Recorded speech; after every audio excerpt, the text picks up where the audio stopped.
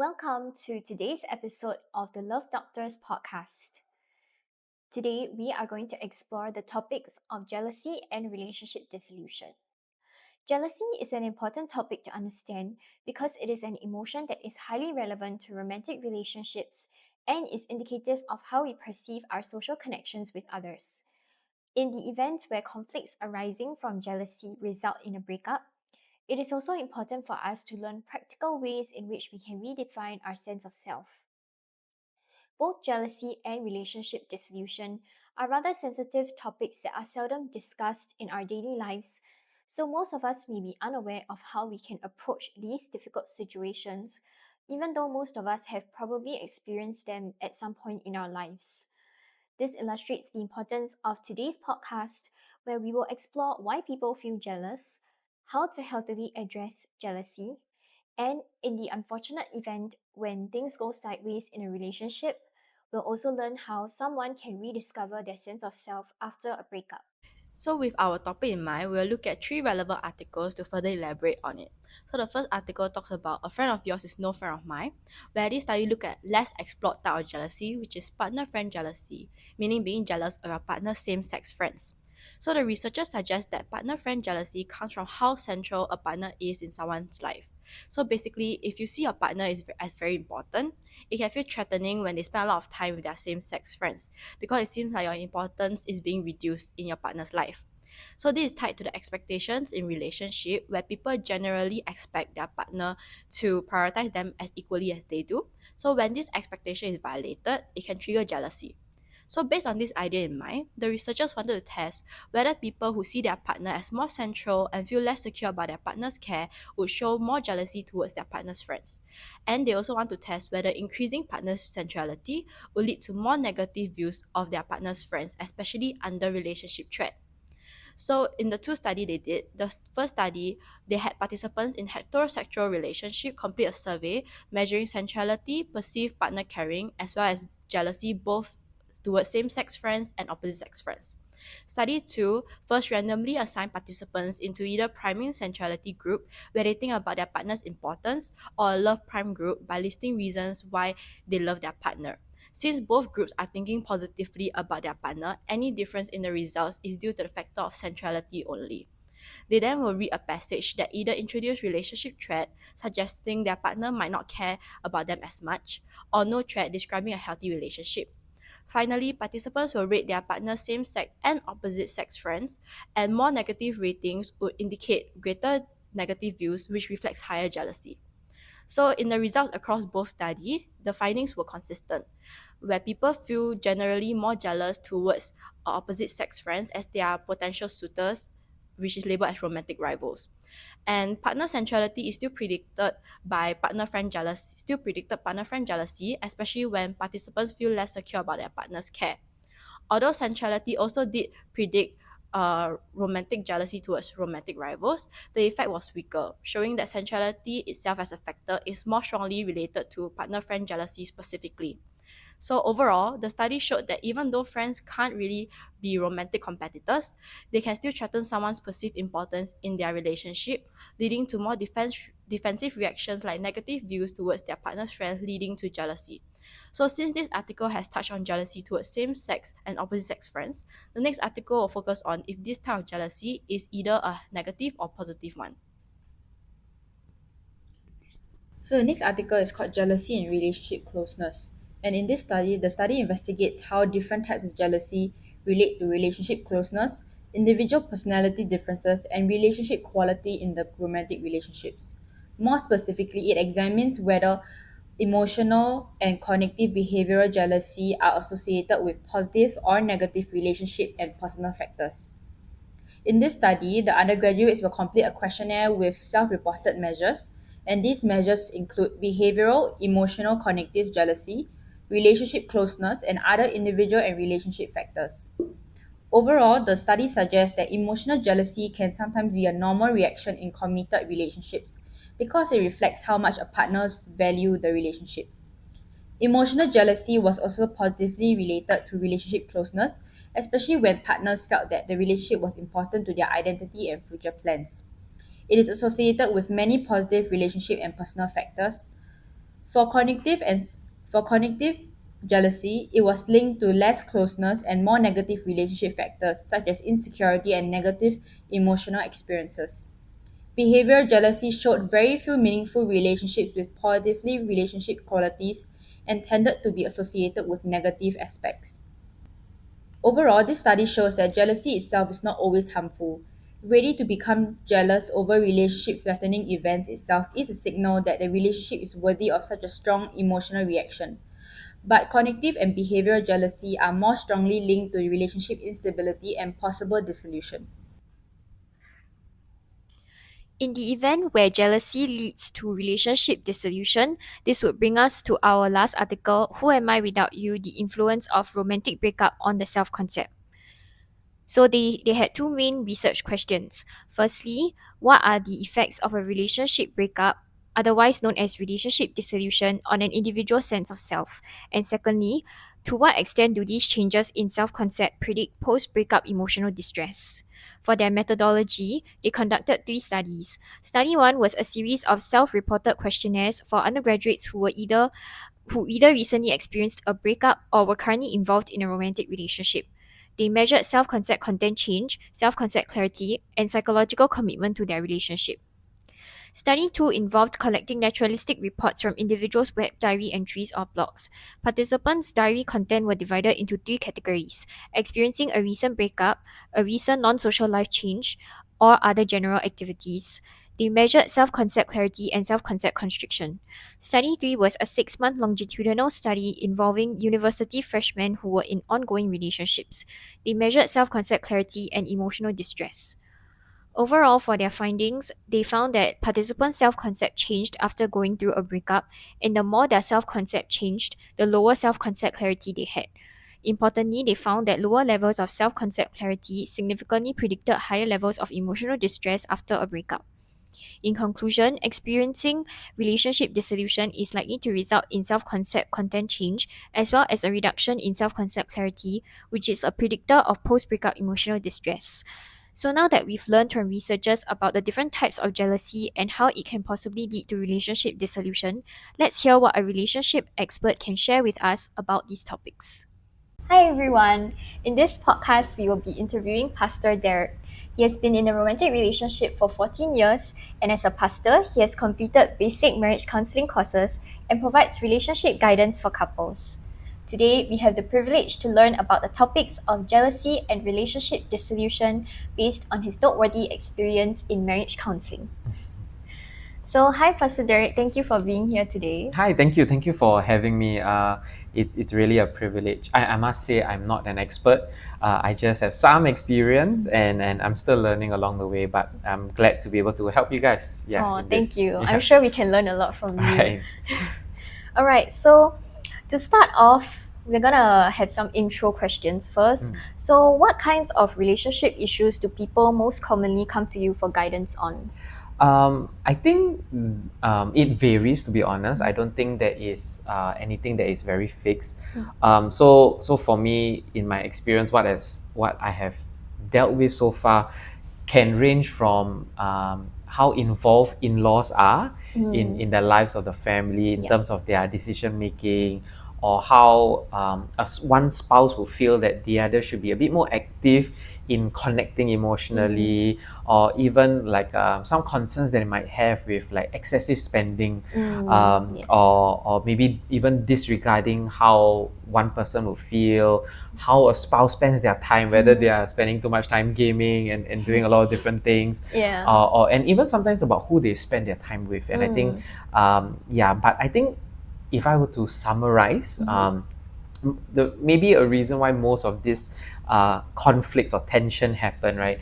I realized that it comes down to a lot of poor or lack of communication. And usually when that happens is because someone is maybe be trying to communicate, but I think the other party is not actively listening. And whenever they are not actively listening, sometimes it can be because they are trying to build up their defense and trying to justify their actions. And so because of that, communication is not done properly. There is maybe a lack of communications, and so so these are kind of the issues that I've had the experience dealing with, and usually the root cause is communication. Yeah. All right. Thank you so much for No sharing. problem. Yeah. So, actually, what are some other insights that you've gained from the marriage counseling courses that you've been through? So for me, I attended a faith-based marriage counseling. So I think what helped me is understanding how marriage is of God, and that marriage it's a covenant. I think this is something that was very helpful. That it's a covenant between two people and not a contract. And I think the difference is, I think in a contract, people would seek to gain. When we are entering into a contract with maybe even our telco or any other thing, subscription, right? Yeah. We enter into a contract. It's all about what do I gain, what do I receive from this. It's very transactional. Exactly, right? It is. Yeah, but in a covenant, people seek to give, and so I think that in a relationship, there are two people coming into hoping to receive. But I think when both parties come into a relationship, recognizing and understanding that I'm here to give, and when both are able and willing to give, then both will receive as well. It will not just be I'm here to just receive from you, but I'm here to give, and so that has been helpful. And I think that marriage can be summarized to a lifetime commitment of two people committed to give to each other. Yeah, so that was something that was very helpful. That was a very big mindset shift for me in how I approach marriage, and this is also what now I tell couples as well. All right, Yeah. okay. I think that's really helpful. And so I'm hearing from you that actually selfless love is something that's very important in the marriage. Yeah, it is. I yes. see. All right. Okay, so now we are going to move on to our specific topic on jealousy. So I wanted to ask you, do you think that jealousy is a significant problem amongst couples, and why or why not? I think from my experience in this season where I've been helping couple, so far jealousy has not been the most significant issue. I think that it's also because in this period and time that there are many resources online that kind of like help people recognize their self-worth, help them recognize and be a bit more confident in who they are and how they are like. And so that kind of help, because then when they enter into a relationship, there is a bit more security in their identity. And also because I think counseling and therapy has been talked a bit more now. So couples do look forward to going for counseling and trying to help their relationship do well. So because of that, jealousy has been is not one of the major issues that I've had to help couples grow. But I think that jealousy can become a potential and a big problem. But I think it also depends on the individual. And I think that it also depends on how they allow jealousy to manifest. Jealousy can be healthy. Can be healthy because if it leads to a couple wanting to cherish and deepen their closeness, it also can be a way where they recognize I need to protect our relationship, and I think that's a sign of commitment as well. So jealousy can be healthy, but if dealt well, communicated well, can actually strengthen relationships. But where jealousy becomes controlling, manipulative, or even leads to destructive and harmful patterns, it depends on the individual. I think that sometimes maybe because there is certain trauma or hurt from past relationships or even their upbringing, and if it's not dealt with, then I think it can lead to insecurity in people, or even fear of being hurt. It can affect their self-esteem as well, and that can cause someone to be a bit more destructive. That can cause someone to be a bit to be in distress, and so jealousy can go two ways. One can be it strengthens the relationship, or it causes the relationship to suffer. So it really depends on the individual and depends on and how they approach relationship, and are they willing to deal with these hurts that they have gone through before. Yeah. Right, I see. All right, so if let's say someone were to feel that healthy jealousy, how can they prevent it from escalating to the point where it becomes unhealthy? Right. So I think that once again it goes down, I would say, to communication. Right. When there is this communication of how they're feeling right now, and if the partner receives it well and listens properly, and then they work out on how they can turn this into a reason to grow closer in their relationship, then that's when it becomes healthy and it can lead to healthy habits in a relationship. But where it can become an issue is when it is not addressed, or maybe that expression of why you're feeling jealous is dismissed by the other partner. And so because of that, then if one is not being heard, then they cannot resolve how they're feeling, and it can even sometimes even rationalize and justify why they're feeling jealous, and then it just continues to grow, it continues to breed inside them. So I think it's important to communicate well. I think it's also good to manage expectations, to share certain expectations of what you would like from one another, and then that would be able to create a bit more healthy response when there is jealousy. So those are some things that I would encourage couples to really do, really to communicate it, to talk about it. If there is an issue, don't ignore it. If there is an issue and you start to feel jealous, then how then can you turn it into something that would help the relationship, and not let it fester, that it harms the relationship. Right. All right. Okay, so I'm hearing from you that it's important to target the root problem in the early stages before it becomes something worse. Exactly. Right. That's very true. And I think that's something that couples need to realize, that sweeping under the carpet, or rather ignoring it, doesn't solve it. Because it will resurface down the road. So it's also important, and to have that maturity, and also that responsibility of dealing with issues whenever it presents itself, and so that it doesn't become bigger than it should. Oh, I see. All right. Thank you for sharing. No problem. So actually, when people think of jealousy in a romantic relationship, they usually think of jealousy towards a partner's opposite sex friend, so someone who is a potential romantic rival. But actually, research has shown that there's another type of jealousy where the person feels jealous of the partner's same-sex friend. So it's more of like their friend or their friend group that they are jealous of their partner spending more time with.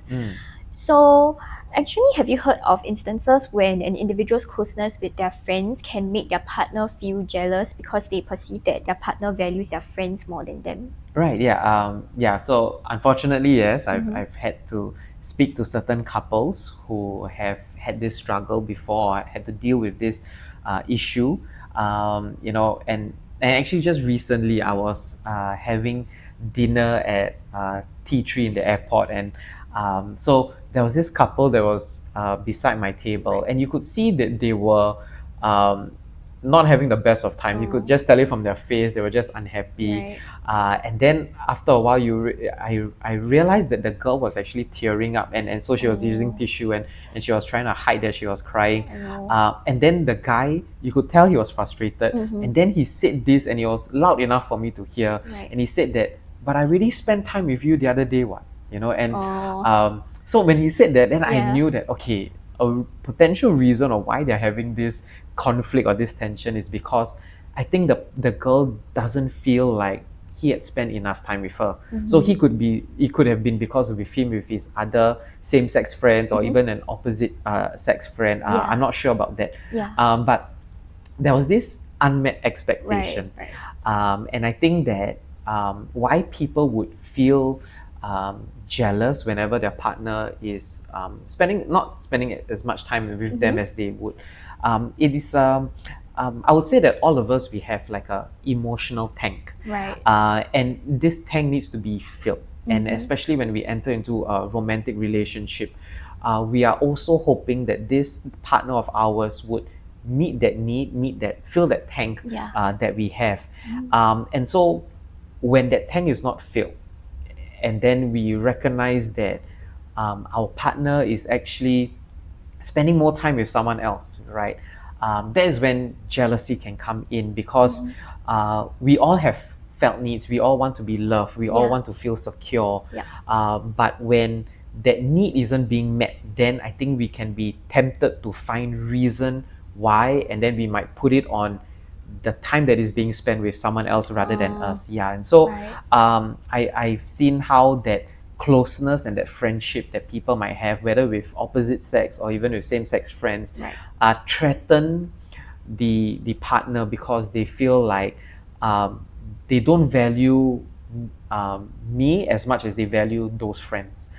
They are meeting the needs of others instead of meeting my needs. Right. Yeah. And so for these reasons that I have seen and have to journey with couples on how they need to communicate that my tank is not being filled. I need some time with you. Right. I need you to fill my tank. Yeah. And so because of that, can we set aside time together on this day, this day, this day?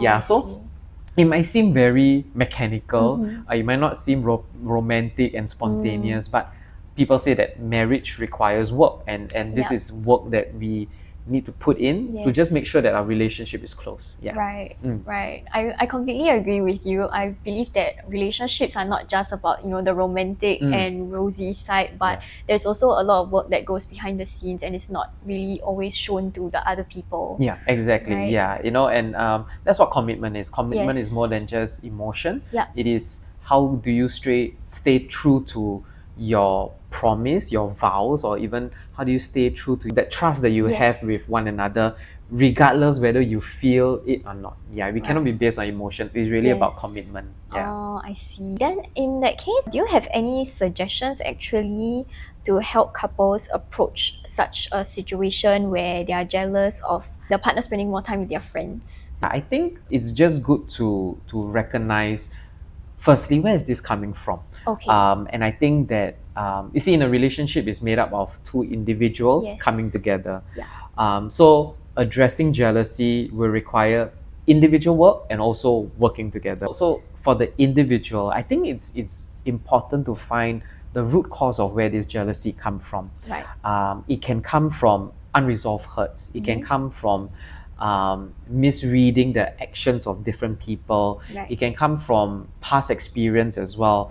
And I think it is very important that we find healing and from it, and to address it, whether it's through counseling, whether it's through journeying through with your partner even, or to seek help and healing, so that it doesn't continue to affect you as it is currently. And I think that for an individual, it's important to find that work on and do that work on yourself. Is only for your own good. Yeah.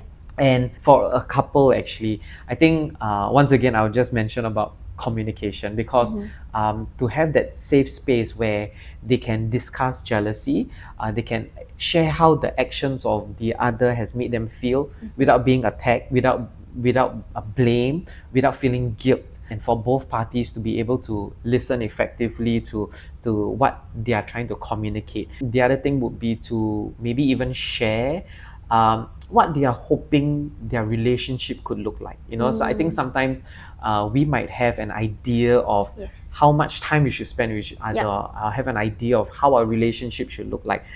So I think it's good to share this vision with one another, so there is alignment. There is this understanding that this is what you're hoping for and what you're looking for in a relationship, and this is how I would like to support that. And if there is any misalignment, then it could be addressed at that time as well.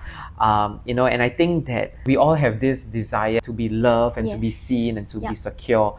And I think we can also share how that looks like to us. What is it that can be done so that I can feel that you love me and I can feel secure in this relationship? And then from there, you can look at certain activities or habits that you can cultivate so that you can build trust and meet each other's emotional needs. And I think the other way that can be done would be to maybe set certain healthy boundaries. And this, I think, is very important because it would prevent for future misunderstandings. It can also protect our commitment that we are making to one another. Yeah. So I think boundaries, in a sense that the time that you're spending with someone else, or the things that you're doing with someone else, how then can you make sure that your partner feels comfortable, feel confident as well? And I think that these are things that can be done so that we can minimize, we can even prevent someone from just being jealous or feeling jealous of the other. Yeah, actually, I think that's a really good point that you brought up about how we need to be mindful of the other party in the relationship, because once we're in a relationship, whatever happens won't just affect one person, but it will affect both parties. Exactly. And so when two people come into a relationship looking to give, Yes.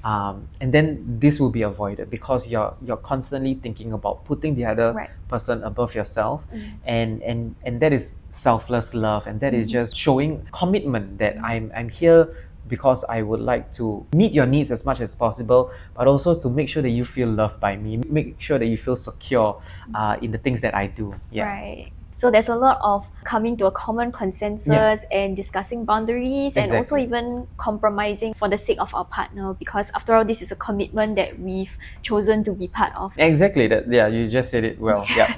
Before I continue our interview, here's a quick message from our sponsor, helping you stay confident and jealous-free. Hey, I want to complain to you. What happened? You know, the other day, right? My boyfriend had his birthday celebration. All his friends came and taking photos. This girl called Alexa, right? She had the audacity to stand so close to him, like skin to skin contact someone. Then, right, like when they're taking photo together, right? Wow, she's like so close, right? Then she lay her head on his chest, you know. And somehow she got boyfriend already. Like, why you doing this to my boyfriend? Yeah. And the thing is, not only that, she always go out with him, Like, ask him play mahjong, ask him go out together and stuff. Ask your boyfriend do all this, why must ask my girlfriend? True though, but I feel like now, right, you're feeling a bit jealous, right? Like, yeah, I'm a very jealous person, but I don't know what to do about it. Well, I think I got a solution for you. Do you want to hear about it? Sure. Have you ever heard of this perfume called the anti-jealousy perfume? Huh? I don't think it's even on the market, man. Really? I actually have it right here with me. With just 2 sprays of this, your jealousy can be gone within seconds. Do you want to try? Okay, let me try. Okay, I try. How is it? How do you feel? Wow. Magical, I suddenly feel like my jealousy no more already, Really? Like, I feel so light-weighted, all the negative feelings all like gone. See, I told you so, right? So, get your anti-jealousy perfume now at $9.99 while stocks last. Actually, I have a specific scenario for you. What do you think of partners who check each other's phones? Do you think that it's acceptable, or might it raise certain issues in the relationship? Okay, I think that's a very interesting question. Yeah. Actually, I do feel that it can be a good form of accountability. That if there's anything that your partner wants to see, there is this healthy trust that I have nothing to hide. Yeah. So for me, I don't feel it's an issue. I think maybe it's also come along with certain maturity and also understanding that we don't want to do anything that would risk our commitment. However, I also want to add that if there is a frequent desire, if there is a frequent suspicion to check each other's phone, then I think it signals a deeper underlying issue. There is trust issue. It signals insecurity and maybe even lack of communication. So I think maybe a question, if someone wants to constantly check the social media or the devices of someone, what are you hoping to find? What are you hoping to see? Have you thought about communicating how you're feeling first? And I think that when we are able to communicate our fears, our insecurities, and share how the actions of someone else might be making you feel, then I think that it is a very healthy response to addressing these issues. I think those were very good points that you brought up. And again, I see the emphasis on openly communicating how you feel with your partner. That being said, actually, when it comes to communicating such feelings, it may not always be very easy for the person bringing them up, right? Yeah, exactly. So which is why having a safe space, having assurance that I can be vulnerable, I can be open to share how I feel, even though it might be irrational. I think that confidence and assurance that I can share and you will hear me, and then we can work things out. It's very helpful. It does build this confidence in people. And jealousy can just be dealt with there and Right, then, right. and it doesn't need to carry on. All right, so having that space where vulnerability Yeah. can happen is very important Correct, to yeah. kind of prevent that jealousy from getting worse. Exactly. I see. Yeah. All right. So in the case where there are a lot of communication breakdowns in a relationship and things just don't work out, then that brings us to the theme of relationship dissolution, which can refer to a breakup or a divorce. So actually, an article that I've read said that going through a breakup can cause someone to feel like they don't know who they are anymore without their partner. So they lose their sense of self as a result from the breakup. And I wanted to ask, is this something that you see amongst individuals who have gone through a separation? I think it's very normal for individuals to feel this way, because a relationship status do give people a sense of identity, and it's nice to say, what's your relationship status? I'm attached, or I'm in a relationship. Yeah. But when that is gone, when that is taken away, when that is missing, there is this sense of void. There is this lostness, and it can cause people to grieve about it, grieve over that relationship. Right. A change in relationship status is also a change in how you used to be and how you used to live your life, right? And so that change does disorientate people for a while. But those who bounce back, I found, are those who have taken time to grieve. Grieve over this relationship, to process their emotions, to occupy their time with healthy habits, to heal and surround themselves with helpful people. These are the ones who I've seen speed up the recovery, I see. and they quickly position themselves to try again, to be in another relationship down the road. Yeah, so while it does affect how you respond to it, also matters a lot. I just wanted to provide some light at the end of the tunnel for our listeners, and we wanted to give them something positive to take away from this podcast.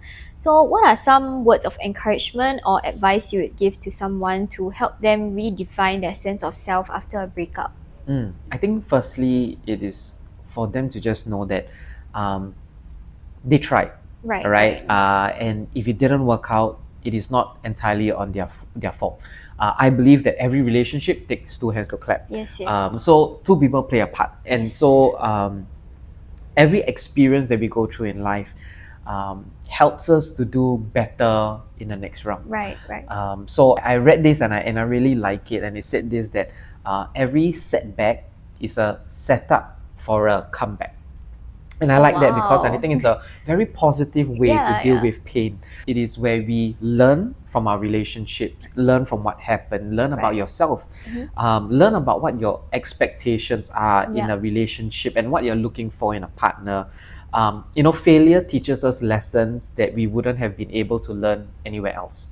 So these are things that you can learn to do better in. I would also say, in that period of time where you are down, surround yourself with positive people, and find people who want the best for you, genuinely care for you, and allow that community to help you process and help you make better decisions in the future. In the Bible, and I just want to quote this, right? In the Bible, it says that in the counsel of many there is wisdom, and I think that is very helpful because before someone wants to make a decision whether to pursue a relationship, bouncing this and talking through with people who care for you will help you make better decisions. It will give you the wisdom that you might need, and also perspective that you might not see. Right. But I think lastly, I just want to tell anyone going through this is that you deserve to be loved. You deserve to receive love as well. So I hope that is certain things that would encourage someone. It's not easy, but there is always light at the end of the tunnel, like what you mentioned, and we always can come out stronger and better. That was very nicely said. Thank you so much for all the insights you shared with us. I think it was very meaningful points that you brought up, and I think they'll really be a very big help to anyone who happens to listen to this. Hope I was able to just encourage someone, share what I've gone through and what I've learned, and hopefully that will help make relationships succeed and make someone's relationship succeed. So thank you for having me. I enjoyed myself. Thank you. I think the interview with Pastor is really insightful. Yeah, I agree. So to wrap it up, I think what's really interesting is how much our interview actually matches with what research says, but it also adds a little bit more of a human perspective to it. From the research, we learned that jealousy isn't always a bad thing. Sometimes it actually shows that you care about the relationship and you care for your partner. And this was something Pastor Derek also talked about, in which he mentions that jealousy can be healthy if it helps couples to grow closer and communicate better. So overall, both research and real life experience seem to agree that it's not about jealousy that is the problem, but it's more about how you manage it. But at the same time, the interview gave us something that research doesn't fully capture. Pastor Derek brought up how past trauma or past hurt can affect how someone experiences jealousy. So sometimes it's not about what a partner is doing in the moment itself. It could also be what they have gone through before. And I think that is really important because it reminds us that everyone comes into a relationship with their own experiences, and those can shape how you react in your current one. Another thing that really stood out to me was how the idea of an emotional tank connects to what the researchers call partner centrality. Basically, research says that people feel jealous when they feel that they are no longer a priority in their partner's life. And the emotional tank idea really explains it in a very real way. So if your needs aren't being met, and your partner is spending more time with their friends, it can feel like you're being replaced or not being valued as much as you do before. So it's really interesting how research and interview are really saying the same thing but just in different ways. I think one of the biggest takeaways from both the articles and the interview is that communication is key. A lot of the issues that we talked about, like jealousy, insecurity, and even dissolution, often comes back to not feeling heard or understood. And when things are left unspoken, they tend to build up and get worse over time. In terms of real life, I think this really shows that relationship isn't just about feelings, it's more about effort also. It's about checking in with your partner, making sure both people feel valued and being open with what you need. And also recognizing that sometimes your reaction might come from a deeper personal experiences and not just the situation itself. So overall, what we have learned is that jealousy is actually quite normal. But what really matters is how we manage, communicate, and grow from it.